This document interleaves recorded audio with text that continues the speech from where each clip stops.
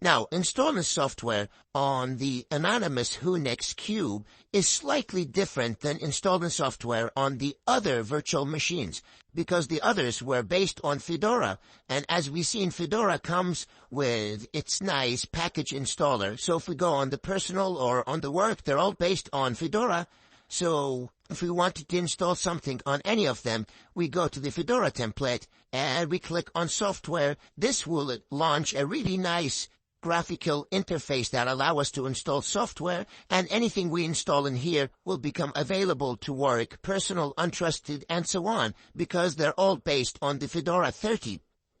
Now, because the Anon Unix and the disposable Unix that we use are based on if you look in here, you'll see they're based on the Unix 15.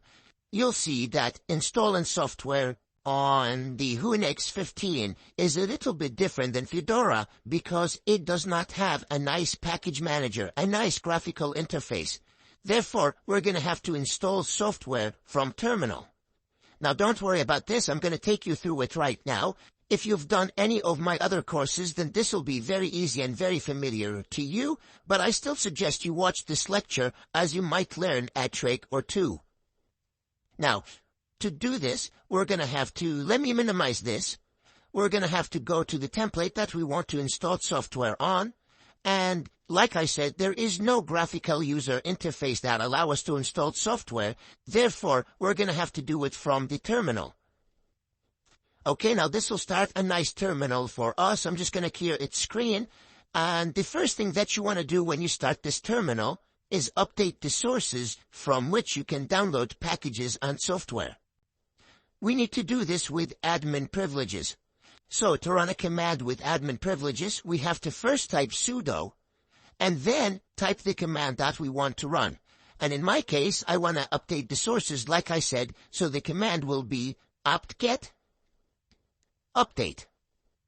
So apt-get is the program that we use to install software on Debian-based operating systems such as Unix. And what we want to do is literally just update the sources from which we can download software. We're not updating anything. We're literally just updating the list of packages that we can install.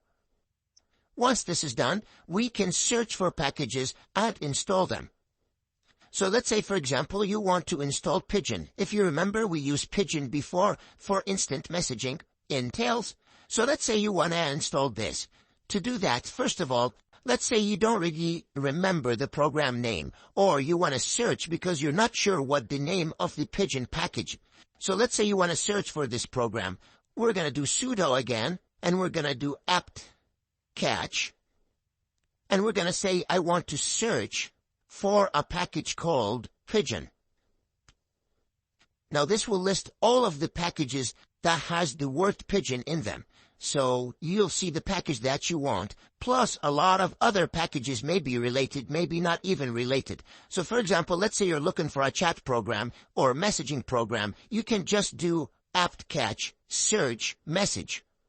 In my example, as you can see right here, I have the name of the package that I want to install, or the name of the program Pigeon, and I also have the description of it, which is a graphical multi-protocol instant messaging client. So all I need to do is basically install a package called Pigeon. Now to do that, again, we're going to do sudo because we need to run this under admin. We're going to use the same program apt-get. And instead of updating the sources, we're going to say I want to install a program called Pigeon. Very, very simple. We're going to hit enter.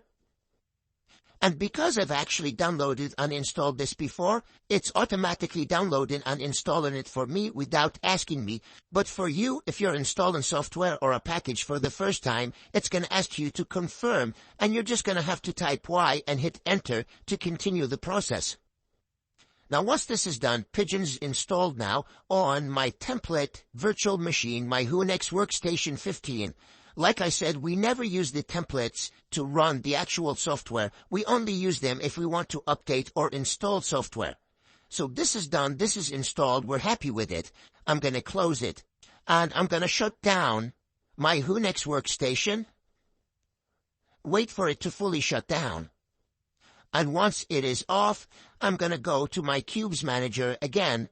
I'm going to go to the machine that I want to use the program from. So for example, the non-Unix right here, we're going to go to its settings. So you can click on this, or we can right click and go to settings.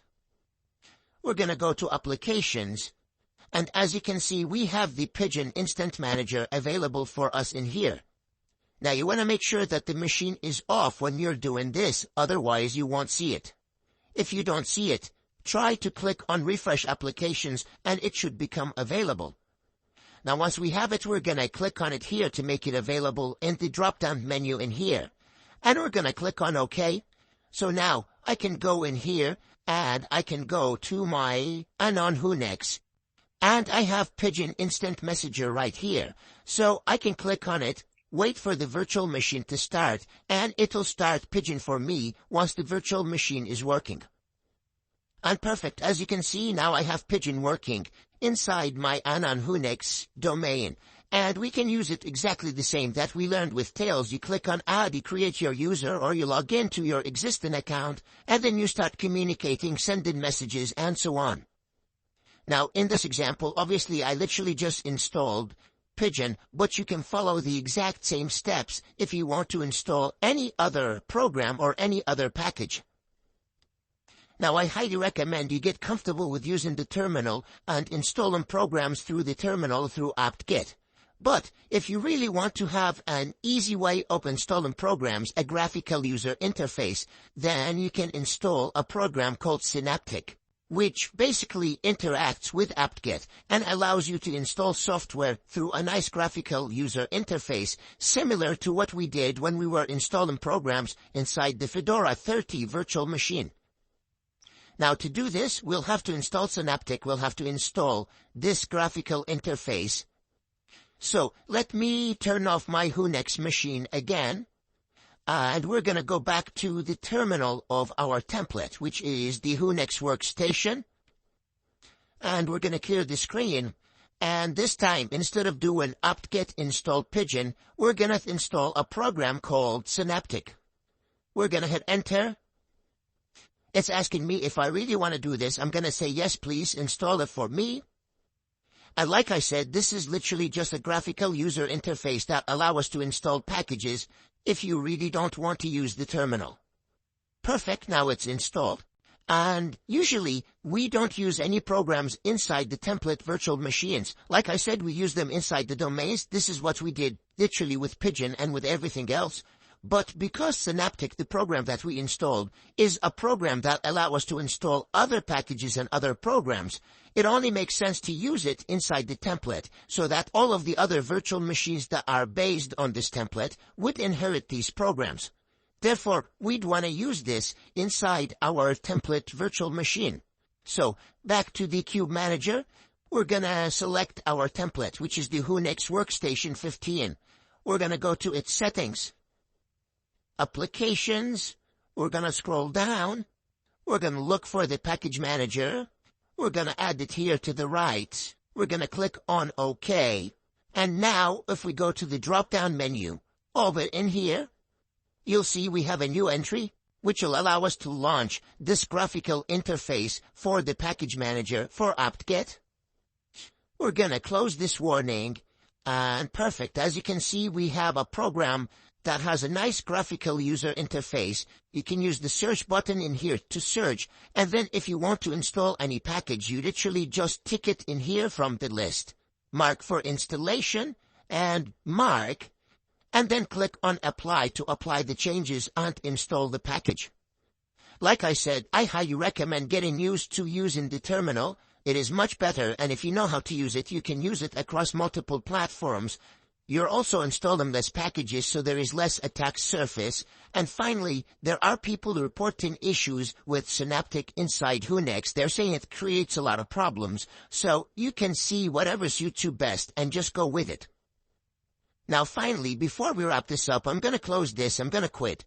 I just want to show you how you would update any virtual machine or any template. I've touched on it before, so you can actually start the template, whether it's a Fedora or Debian or even if it's another operating system. Literally look up how that operating system gets updated and follow the steps. So usually for Linux you do apt-get update, apt-get upgrade, and then apt-get dist upgrade to upgrades for another distro if there is a new release. Alternatively, you can actually just do it in here from your Qubes manager. For example, again, let's say you want to update your Unix workstation. Right-click, click on Update. This will automatically start the virtual machine if it's off. In my case, it was already on. It'll start the terminal, it'll check the sources, and once it gets a list of all the updates, all you have to do in here, it's asking us to confirm. You'd hit Y, hit Enter, and it'll update it for you.